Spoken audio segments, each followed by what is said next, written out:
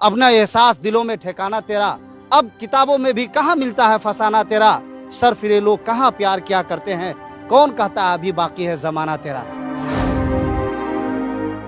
उर्दू से कितनी नफरत है, आपको नहीं आपके विभाग के अधिकारियों को। बहुत सारे लोग हैं जो खुदकुशी कर लिए, वो मर गए, उनका इंतकाल हो गया। कुछ ऐसे भी लोग हैं जो पढ़ाई छोड़ करके और अपनी दुकानों में लग गए।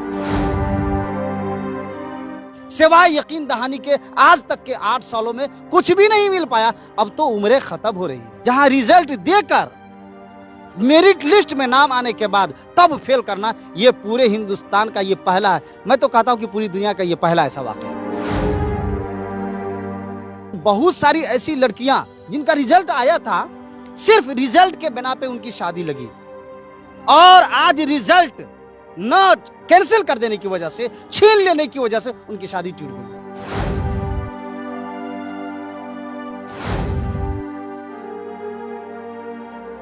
साल 2013 में नीतीश हुकूमत ने उर्दू बंगला टीटी स्पेशल एक एग्ज़ाम मुनक़्क़द कराया था, जिसके बाद पूरे बिहार से 26,000 उम्मीदवार कामयाब हुए थे। कामयाब होने के बाद मेरिट लिस्ट बना, लेकिन उसमें 12,000 उम्मीदवारों को नाकाम यानी फेल किया गया। उसके बाद से मुसलसल 12,000 उम्मीदवार बिहार के इंसाफ अपने हक़ के लिए आवाज़ लगा रहे हैं। वज़ीर आला, नायब वज़ीर आला, वज़रा का तवाफ़ कर रहे हैं उनके घर का, लेकिन इन्हें हक़ अब तक नहीं मिला है। हालांकि अज़ीम इत्तेहाद हुकूमत कायम होने के बाद इन उम्मीदवारों को ये उम्मीद थी कि इस हुकूमत में इन्हें इंसाफ मिलेगा। क्या ये उम्मीद अब भी कायम है? हमारे साथ बात करने के लिए मौजूद है उर्दू बंगला टीटी संघ के रियासती सदर हसन रजा अमजदी। बहुत बहुत स्वागत है आपका। शुक्रिया शुक्रिया, आवाज़ उठाने के लिए शुक्रिया। ये बताइए, ये पूरा मामला क्या है? ये एग्ज़ाम कब हुआ था जी, और जब जो बच्चे कामयाब हुए थे, जो उम्मीदवार कामयाब हुए थे, आखिर किस बिना पे आप लोगों को 12,000 उम्मीदवार को फेल किया गया था? उर्दू बंगला टीईटी का एग्ज़ाम 2013 में हुआ। संशोधित रिजल्ट जारी किया गया बिहार बोर्ड के द्वारा। उसके बाद में तकनीकी खराबी का हवाला देते हुए बिहार बोर्ड ने 26,005 उम्मीदवारों को, उसमें से 12,000 लोगों को फेल कर दिया गया, ये कह करके कि इस रिजल्ट में तकनीकी खराबी है। और जब लगातार पूरे बिहार के उर्दू बंगला टीईटी उम्मीदवार रिजल्ट का मुतालबा करते रहे, तो वज़ीर आला ने एक बड़ी मीटिंग बुला करके ये फैसला किया कि उर्दू टीईटी उम्मीदवारों को इंसाफ किया जाए, इनका रिजल्ट जारी किया जाए। वज़ीर आला के कहने पे शिक्षा विभाग के अधिकारियों ने लीगल ओपिनियन मंगवाया, जो उम्मीदवारों के हक में आया। लीगल ओपिनियन के बाद में शिक्षा विभाग ने 5% रिलैक्सेशन, मतलब 5% कम कर करके रिजल्ट को आउट करने का हुक्म, आदेश जारी किया। लेकिन आज तक के वो लीगल ओपिनियन, कानूनी राय, और आज तक के वो दरखास्त यानी लेटर शिक्षा विभाग का, महकमा तालीम का, जू का तू पड़ा का पड़ा रह गया, और उम्मीदवार पटना की चार जानिब लाठी खाते रह गए और लाठी खा रहे हैं, सिर्फ एक रिजल्ट के इंतजार में। सबसे बड़ी बात यह है कि इसी राज्य में, इसी सूबे में, इसी स्टेट में एसटीईटी यानी जनरल टीईटी का एग्जाम, इम्तिहान होता है 50% पर, और इसी सूबे में, इसी स्टेट में उर्दू टीईटी का इम्तिहान एग्जाम होता है 60% पर। ये कितना बड़ा अपने आप में सवाल खड़ा करने वाली बात है। ये उर्दू से कितनी नफरत है, आपको नहीं आपके विभाग के अधिकारियों को, आपको नहीं आपके अफसरान को, कि आप एसटीईटी जनरल का कट ऑफ परसेंटेज फीसद आपने 50 रखा है और उर्दू टीईटी का आपने 60 रखा है। यह सोचने वाली बात है।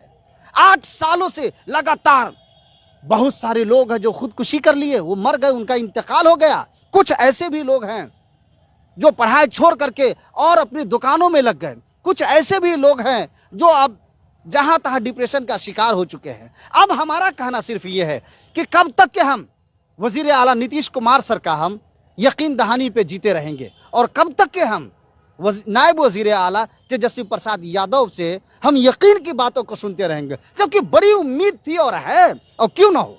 एक चीज़ बताइए, इस मामले में जो अभी जो अजीम इत्तेहाद हुकूमत कायम हुई है, जी, इसमें किन किन लोगों से आपकी मुलाकात हुई है, उन लोगों का क्या आश्वासन मिला? बगैर नाम बताए हुए 243 विधायकों में से जो अजीम इत्तेहाद के जो एमएलए और एमएलसी है, तकरीबन हम लोगों ने सारे लोगों से जाकर के मिला। यहाँ तक कि वो लोग विधानसभा, विधान परिषद यानी बिहार कानून साजिया में आवाज उठाया, हंगामे हुए, हर जगह यकीन दहानी हुई, उसके अलावा और कुछ भी नहीं हो पाया।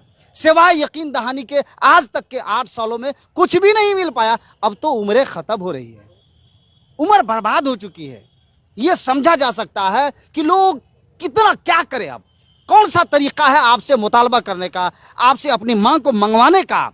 हम लोगों ने हमेशा पूर्ण अमन और मोहब्बतों के साथ में हमने ये कहा है कि हमेशा सवाल जवाब में गलतियां तो होती रहती हैं, ये कोई बहुत बड़ी बात नहीं है, ये कोई बहुत बड़ी बात नहीं है। और हम लोग रोजगार और नौकरी नहीं मांग रहे हैं, सिर्फ एक रिजल्ट, जो रिजल्ट हमें मिला था हम वही रिजल्ट चाह रहे हैं कि उसका परसेंटेज कम करके आप जिस तरीके से जनरल हिंदी टीईटी उम्मीदवारों का 50% पे किया गया है, हमारे लिए 60 क्यों?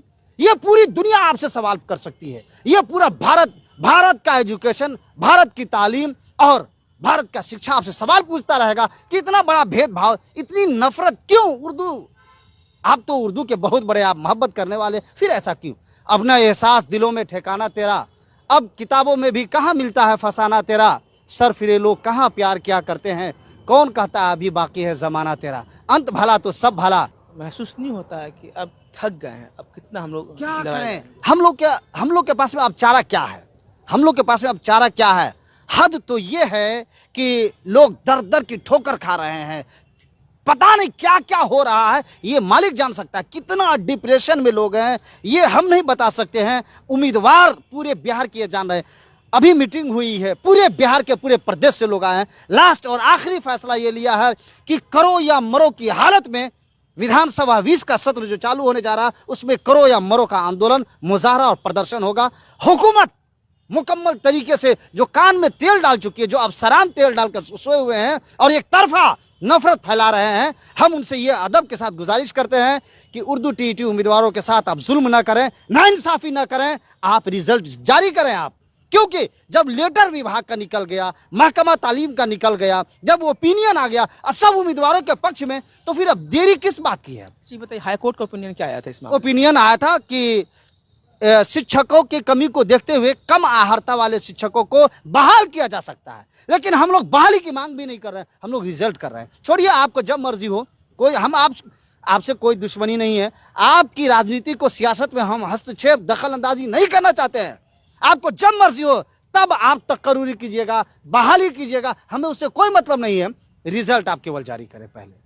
अच्छा, एक चीज़ बताइए, जब ये एग्ज़ाम हुआ था तो इसमें जो लोग कामयाब हुए थे, जो उम्मीदवार कामयाब हुए थे, तो वो उन लोगों की तकर्रुरी तो हो गई होगी? जी बिल्कुल हो गई होगी।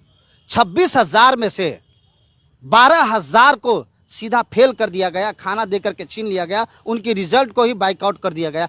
ये वाकया पूरी दुनिया, पूरे हिंदुस्तान का वाहिद एक वाकया है जहां रिजल्ट देकर मेरिट लिस्ट में नाम आने के बाद तब फेल करना, ये पूरे हिंदुस्तान का ये पहला है। मैं तो कहता हूं कि पूरी दुनिया का ये पहला ऐसा वाकया है। क्या आपको यकीन है कि ये हुकूमत जो कायम हुई है, जो कह रही है कि हम तो मुसलसल लोगों को रोजगार दे रहे हैं, आप लोगों के भी मसाइल हल हो जाएंगे? मैं तो ये देख रहा हूं कि आज तक के वजीर आला नीतीश कुमार और नायब वजीर आला तेजस्वी प्रसाद यादव ने हमेशा अकलियत की बात किया है, उर्दू की बात किया है, अकलियत की बात किया, अल्पसंख्यक समाज की बात किया है। हमें मुकम्मल यकीन है कि ये इंसाफ करेंगे, लेकिन आज तक के वो इंसाफ का टाइम ही पता नहीं चल पाया। ये सबसे बड़ा सवाल खड़ा करता है, क्योंकि एक दिन के लिए इंसान अगर टाइम के मुताबिक दरखास्त या आवेदन ना कर पाए तो उनकी जिंदगी बर्बाद हो जाती है। हमारा तो 8 साल हुआ है, पता नहीं कितने लोग छट गए होंगे, कितने लोगों की उम्रें खत्म हो गई होगी, ये मालिक जानता है। इस 8-9 साल में कई सारे वाकयात ऐसे हुए होंगे जो खासतौर से खानदानी उमूर के तौर पर देख लीजिए, तो खानदान भी, घर द्वार भी मुतासिर हुआ होगा। अगर मैं बोलूं तो मेरी बात को पता नहीं मानेंगे या नहीं मानेंगे। बहुत सारी ऐसी लड़कियां जिनका रिजल्ट आया था, सिर्फ रिजल्ट के बिना पे उनकी शादी लगी, और आज रिजल्ट न कैंसिल कर देने की वजह से, छीन लेने की वजह से उनकी शादी टूट गई। कितना बड़ा घिनौना, कितना जुल्म हुआ, ये अब ये सोच से बढ़ करके है। कुछ लोगों का इंतकाल हो गया इस मसले में। मेरे ख्याल से मैं आपको वीडियो फोटो दुनिया जहान सारा कुछ पेपरों में खबर छपी थी, ये मैं बता, डिप्रेशन, दिमागी तवाजुन और दिमागी शिकार वो लोग हो चुके हैं कि करें तो क्या करें, पता नहीं चल पा रहा कब होगा, क्या होगा, नहीं होगा। अरे चलिए, आपको नहीं करने का मन है, आप इनकार ही कर दीजिए, लोग अपना देखेंगे। हम आपसे लड़ाई तो नहीं करने आए हैं, मोहब्बत के साथ मुतालबा कर रहे हैं, रिजल्ट का मुतालबा कर रहे हैं, नौकरी का नहीं। तो ये थे अमजद हसन अमजदी, जिनका कहना था कि इनकार भी नहीं करते, इकरार भी नहीं करते। इस रिज़ल्ट के शाया होने के बाद जो इनके घरेलू ख़ानदानी हालात जो मुतासिर हुए वो कहने से लायक नहीं है। इनके उम्मीदवार यकीन अब भी है, हालांकि इन्होंने साफ तौर से कहा कि अब जो आगे आने वाला विधानसभा का जो सत्र शुरू होगा, इसमें मुकम्मल तरीके से विधानसभा का घेराव करेंगे और इस मसले को लेकर वज़ीर आला और नायब वज़ीर आला से मुलाकात करके यकीन दहानी, न सिर्फ यकीन दहानी पे बात होगी बल्कि फ़ैसला कुन बात करेंगे। ईटीवी भारत के लिए पटना से मैं आरिफ इकबाल।